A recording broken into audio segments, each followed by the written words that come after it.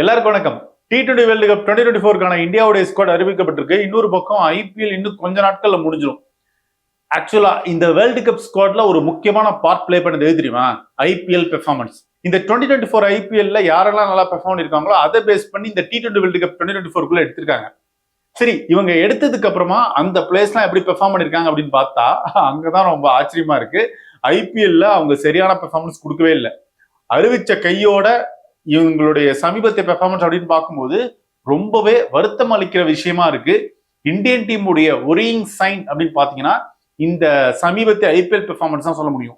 Core டீம்ல இருந்து ஆரம்பிச்சு ஐபிஎல் மூலமா உள்ள வந்த நிறைய பிளேயர்ஸ் இப்ப ஐபிஎல்ல சரியா விளையாடல அப்படின்றதான் நிதர்சன உண்மை. அது இப்போ சமீபத்துல 2-3 மேட்சஸ் பத்தி நம்ம பேசி ஆகணும். அந்த லிஸ்ட்டை நம்ம பார்ப்போம் எப்படி இவங்க பெர்ஃபார்ம் பண்ணிருக்காங்க அப்படின்னு.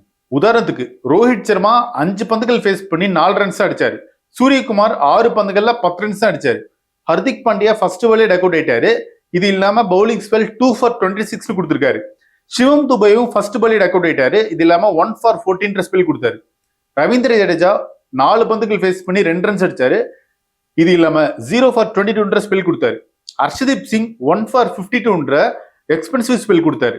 இந்த லிஸ்ட் பாத்தீங்கன்னா அவங்க எல்லோருமே T20 வேர்ல்டு கப் 2024 மோஸ்ட்லி எல்லாருமே பிரைமரி பிளேயிங் இருப்பாங்க. இவங்க எல்லோருடைய ஐபிஎல் பெர்ஃபார்மன்ஸ் எப்படி இருக்குன்னு பாருங்க, ரொம்ப கவலைக்குரிய விஷயமா தான் இருக்கு. ஆனா இதுல ஒரே ஒரு நல்ல பெர்ஃபார்மன்ஸ் யாருன்னா ஜஸ்பிரீத் பும்ரா மட்டுமே.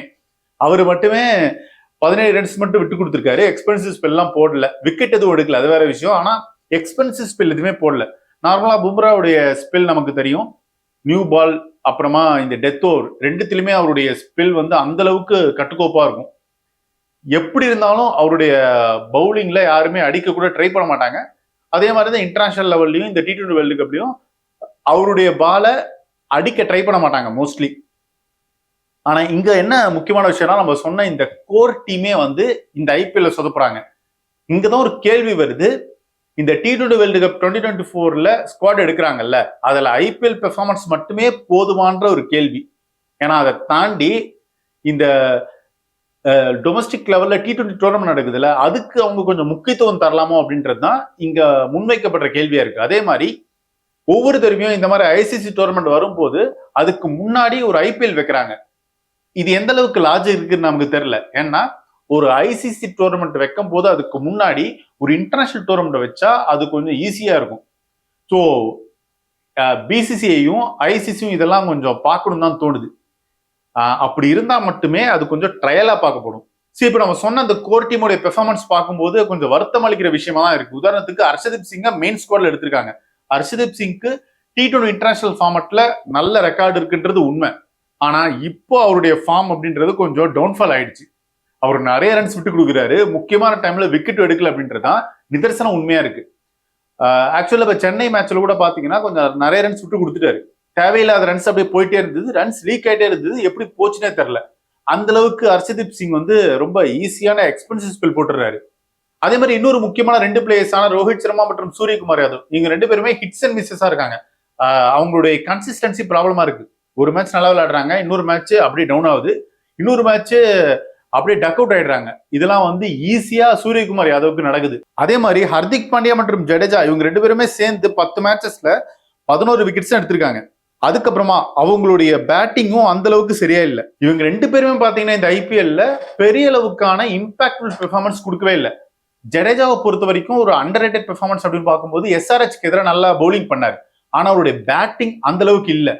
எப்ப தேவையோ அப்ப ஜடேஜா அடிக்க மாட்டாரு அப்படின்றதான் உண்மை பேட்டிங்ல. அதுக்கு ஒரு உதாரணம் நாம சொல்லலாமா? பஞ்சாப் கிங்ஸ்க்கு எதிரான மேட்ச்ல அவரை கொஞ்சம் ப்ரொமோட் பண்றாங்க. எப்போதுமே அவரை கொஞ்சம் ப்ரொமோட் பண்ணிடுறாங்க இப்போ சீக்கிரமாவே. நல்ல ஒரு லைனப் இருந்தது. ரவீந்திர ஜடேஜா அந்த இடத்த யூஸ் பண்ணவே இல்லை. அவர் கொஞ்சம் நின்றிருந்தா கூட, பால் வேஸ்ட் பண்ணாம அவுட் ஆகாம கொஞ்சம் செட்டில் நின்றிருந்தா கூட பஞ்சாப் கிங்ஸ்க்கு எதிரான மேட்ச்ல சிஎஸ்கே ஜெயிச்சிருக்கும். அதுக்கான ஆப்பர்ச்சுனிட்டி நிறையவே இருந்தது. அவர் ஒரு 30 ரன்ஸ் அடிச்சிருந்தா கூட அது கொஞ்சம் முக்கியமா பார்க்கப்பட்டிருக்கும். ஆனா ஜடேஜா பெர்ஃபார்ம் பண்ணல. அதே மாதிரிதான் ஹர்திக் பாண்டியாவுடைய பவுலிங் மற்றும் பேட்டிங் ரெண்டுமே கேள்விக்குரிய விஷயமா இருக்கு இந்த ஐபிஎல்ல. ஹர்திக் பாண்டியாவுடைய ரீசெண்ட் பெர்ஃபார்மன்ஸ் நல்லா இருந்து அப்படின்னு பார்க்கும்போது டெல்லி கேபிட்டல்ஸ்க்கு எதிராக அவருடைய பேட்டிங் கொஞ்சம் டீசெண்டா இருந்தது, நல்லா விளையாண்டாரு, ஸ்ட்ரைக் ரேட் மெயின்டைன் பண்ணாரு. ஆனா மற்ற இடங்கள்ல அவருடைய பேட்டிங் பவுலிங் ரெண்டுமே பயங்கரமா சொதப்புறது. முக்கியமா அவர் நியூ பால் எல்லாம் போடுறாரு, எதுவுமே ஒர்க் அவுட் ஆக மாட்டேங்குது. அவர் ஓவர்னு வந்தா மட்டும் போதும், ரன் ரேட் அப்படியே எகிருது.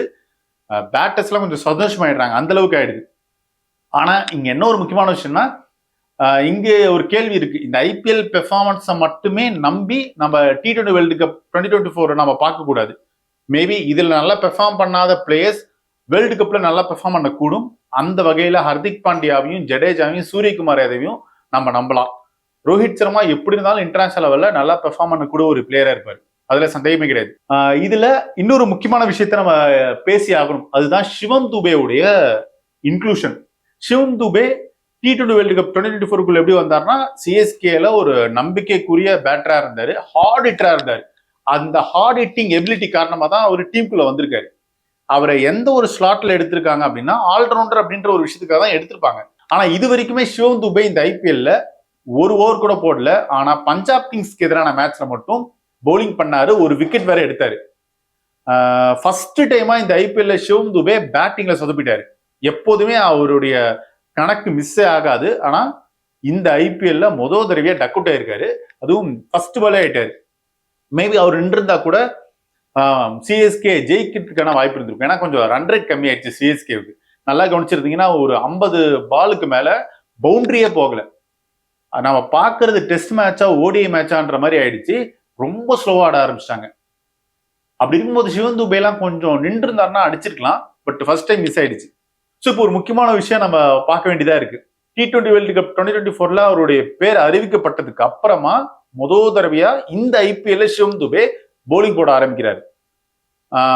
அது ஒரு வேர்ல்டு கப்புக்கான ஒரு ட்ரையலா தான் பார்க்கப்படுது. ஏன்னா இது வரைக்குமே இந்த சிஎஸ்கேவில் சிவம் துபே ஒரு ஆல்ரவுண்டர் ஸ்லாட்ல எடுக்கவே இல்லை. முழுக்க முழுக்க ஒரு பேட்டரா தான் உள்ள வந்திருக்காரு. முக்கியமா இம்பாக்ட் பிளேயர் அப்படின்ற ஒரு கான்செப்டோட தான் இருக்காரு. ஆனா இனிமே சிவம் துபேவை இந்த ஐபிஎல்ல இம்பாக்ட் பிளேயரா மட்டும் இல்லாம ஒரு மிகப்பெரிய ஒரு ஃபுல் டைம் ஆல்ரவுண்டரா இல்ல அட்லீஸ்ட் ஒரு பார்ட் டைம் ஆல்ரவுண்டரா சிஎஸ்கே கன்சிடர் பண்றதுக்கான அதிக வாய்ப்பு இருக்கு. இப்போ சிவம் துபேவுடைய 3 ஃபார்மேட்டுக்கான பவுலிங் ஸ்டாட்ஸை பார்க்கலாம், எந்த அளவுக்கு அது ஒர்க் அவுட் ஆக போகுது அப்படின்னு பார்ப்போம். ஃபர்ஸ்ட் ஓடிஐ ஃபார்மேட், அவர் ஒரு மேட்ச் பவுலிங் பண்ணிருக்காரு. அதோட எக்கனாமி ரேட் 8.68, விக்கெட் எதுவும் எடுக்கல. T20 இன்டர்நேஷனல் ஃபார்மேட்ல 21 மேட்சஸ் ஆடி இருக்காரு, 8 விக்கெட்ஸ் எடுத்திருக்காரு. அதுல அவருடைய எக்கனாமி ரேட் 9.86. அதுக்கப்புறமா ஐபிஎல் 61 மேட்சஸ்ல 5 விக்கெட்ஸ் எடுத்திருக்காரு. அதுல அவருடைய எக்கனாமி ரேட் 9.64. ஸோ இப்போ 2024 T20 வேர்ல்டு கப் எடுத்துப்போம். இதுல சிவம் துபேவை ஒரு ஃபுல் டைம் பேட்டரா மட்டுமே இன்னும் கன்சிடர் பண்றதுக்கான அதிக வாய்ப்பு இருக்கு. கன்ஃபார்மா டெத் ஓவர்ல சிவம் துபேவுடைய பேட்டிங் மிகப்பெரிய அளவுல கை கொடுக்கும் அப்படின்றதுல சந்தேகமே கிடையாது. ஆனா அவருடைய பவுலிங் ஸ்டாட்ஸ் எடுத்துக்கிட்டோம்னா இன்டர்நேஷனல் லெவல்ல அந்த அளவுக்கு இம்ப்ரெசிவா இல்ல. எக்கனாமி ரேட் அதிகமா இருக்கு, பெரிய அளவுக்கான விக்கெட்ஸ் எடுக்கல. ஒரு பார்ட் டைம் ஆல்ரவுண்டர் அப்படின்ற ஒரு ரேஞ்சில் மட்டுமே சிவம் துபே எடுக்கிறாங்க. அப்படிதான் அவர் பெர்ஃபார்மும் பண்ணிருக்காரு. சோ இப்போ ஒரு இன்ட்ரெஸ்டிங்கான விஷயம் இருக்க போகுது. ரோஹித் சர்மா சிவம் துபேவை ஆல்ரவுண்டர் எப்படி யூஸ் பண்ண போறாரு அப்படின்னு தேவைப்படும் போது சடனா ஒரு பவுலிங் போட வைப்பாரோ அப்படின்னு தான் தோணுது. ஒரு மிடில் ஓவர்ஸ்ல சிவம் துபே பவுலிங் போடுறதுக்கான அதிக வாய்ப்பு இருக்கு. ஹர்திக் பாண்டியாவும் சிவம் துபேவும் ஒரே பிளேயிங் லெவல்ல இருந்தா இந்த மாதிரியான ஒரு விஷயம் நடக்கும். மேபி ஹர்திக் பாண்டியா ஒரு 3 ஓவர் போடுறதுக்கான வாய்ப்பு இருக்கு. அதே மாதிரி சிவம் துபேவுக்கு 1 ஓவர் கொடுக்கறதுக்கான வாய்ப்பு இருக்கு. பிளேயிங் கண்டிஷன்ஸ்க்கு ஏற்ற மாதிரி ரோஹித் சர்மா சிவம் துபேவை கரெக்டா யூஸ் பண்ணும் பவுலிங்ல. இப்போ யூஎஸ்ஏ பிச்சை கம்பேர் பண்ணும்போது கரீபியன் பிச்சஸ்லாம் கொஞ்சம் ஸ்லோவா தான் இருக்கு. அப்படி பாத்தீங்கன்னா சிவம் துபேவுடைய பவுலிங் கன்ஃபார்மா பேட்டர்ஸ்க்கு கொஞ்சம் ஈஸியா தான் இருக்கிறதுக்கு வாய்ப்பு இருக்கு. ஒரு ஃபுல் ஸ்பெல் சிவம் துபேவால போட முடியுமான்ற ஒரு டவுட் வருதுன்றாங்க.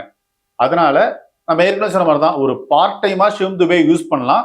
அவருடைய ஸ்லோ கட்டர்லாம் ஈஸியா பேட்டர்ஸ்க்கு சாதகமா அமையறதுக்கான வாய்ப்பு இருக்கு.